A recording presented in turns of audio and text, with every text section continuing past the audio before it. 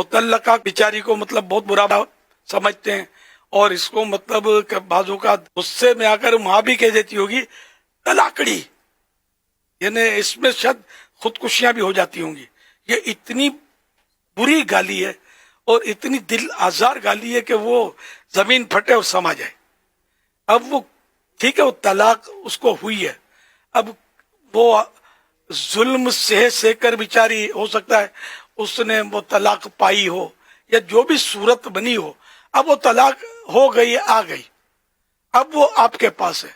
اب اس کو اس طرح دل آزاری تو جائز نہیں ہو جائے گی کہ اس کو اس طرح ستائے، دل آزاری کرے، یہ تو گناہ کا کام ہے.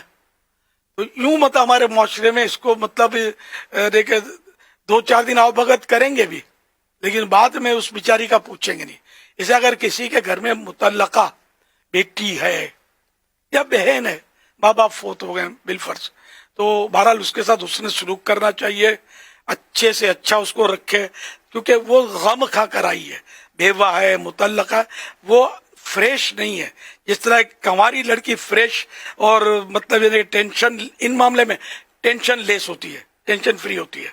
اس کے ٹینشن بہت ہوتے بیچاری کے، جس کا شوہر فوت ہو گیا، جس کے شوہر نے اس کو طلاق دے دی، وہ ظاہر تکلیف میں ہوتی ہے، بہت زیادہ تکلیف میں ہوتی ہے، کوئی کم کوئی زیادہ. تو اس طرح مطلب اس کو حسن سلوک کی بہت زیادہ ضرورت ہے، اس کو ہمدردی کی بہت زیادہ ضرورت ہے. اس کو تانے مہنے دینا یہ بالکل بہت خطرناک اور بہت گناہ کا کام ہے.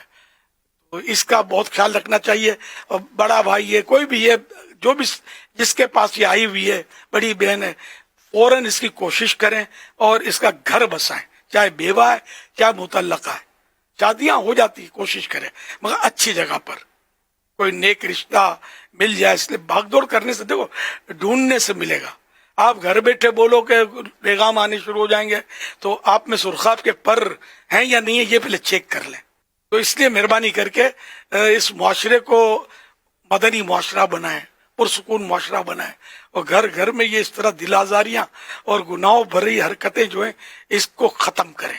صلو علی الحبیب صلی اللہ علی محمد.